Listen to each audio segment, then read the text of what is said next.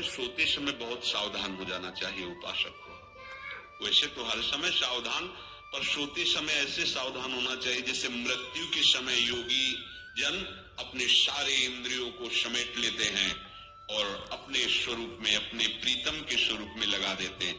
तुम रोज शयन के समय ऐसा अनुभव करो, मैं नींद में जा रहा हूं या मृत्यु में जा रहा हूं, इसमें कोई फर्क नहीं पड़ता। पता नहीं आंख खुले कि ना खुले। कितने ऐसे हैं कि सोते ही रह गए। आप अब बेहोशी की हालत में जा रहे हैं, नींद में जा रहे हैं, तो एक समय रखो कि आप अपने शैया पर इतने समय ही जाएंगे। एक नियत समय रखो। हमने देखा है साधुकों का एक समय होता है कि 10 बजे हमें लेट जाना है, सोना नहीं, लेट जाना है, और लेटे हुए भगवत चिंतन करना। अब जब सो गए तो सो गए, नहीं सो गए तो उसमें हमें टेंशन नहीं लेना कि अभी नींद नहीं आई, 10:30 बज गए, 11 बज गए, ये नहीं। आंख मूंदी, मंत्राकार वृत्ति, तो बिना नींद की गोली के सो जाओगे। यह है ऐसा, भजन में मन लगाओ, सो जाओगे।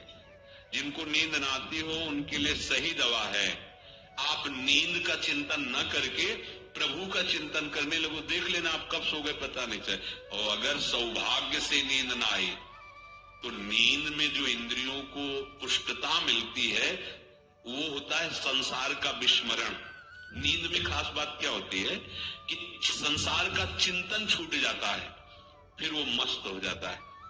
उसमें जो ऊर्जा शक्ति जागृत होती, संसार के चिंतन से ऊर्जा शक्ति नष्ट होती। तो 4 घंटे 5 घंटे संसार के चिंतन से रहित पड़ा रहा सुषुप्ति में, तो उसे ऊर्जा शक्ति फिर आ गई। और अगर 4-5 घंटे आप प्रभु के चिंतन में रहे तो संसार का चिंतन छूटा, आनंद सिंधु का चिंतन हुआ। तो ये नहीं होगा कि आज रात्रि सोया नहीं तो बहुत टेंशन है, परेशानी, ऐसा नहीं होगा। भीष्म जी आज्ञा करते हैं रात्रौ च कृष्णम। ये बहुत सावधानी की बात, प्रायः इस सावधानी में नहीं रहा जाता। बचपन से सदगुरुदेव भगवान ने यही शिक्षा दी थी, गुरु कृपा से ऐसे उपदेश मिले थे। सोते समय कोई वार्ता नहीं, कोई अन्य चिंतन नहीं, चुपचाप अपने मन को हटाकर केवल इष्टमय करो। कब नींद आ जाती है इसकी चिंता मत करो, इष्टाकार वृत्ति करके ही सोना चाहिए। तो आगे जो लिखा पुनरुत्थिताय, जब उठो तब वैसी वृत्ति, तो कुछ दिन बाद स्वाभाविक हो जाएगी, स्वाभाविक हो।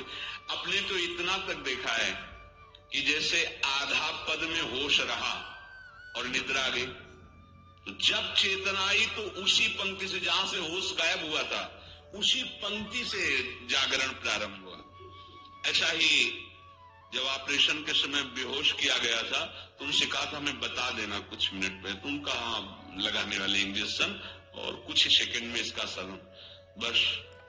तो जो पद चलाया था, जब होश आया था तो वही पद चल रहा था, मतलब बेहोशी में वो पद अपना अधिकार किए हुए था। ऐसे नींद भी तुम्हारी भजन हो जाएगी, समाधि हो जाएगी, यदि आप सोते समय प्रभु का चिंतन करें। बहुत ही सावधानी की बात है। यदि इस जन्म में परम लाभ लेना चाहते हो तो इस श्लोक को अपना जीवन बनाओ। कृष्ण व्रताः, हमारा जीवन का एक ही व्रत है कि हम अपने प्रीतम का भजन नहीं छोड़ेंगे, अखंड भजन।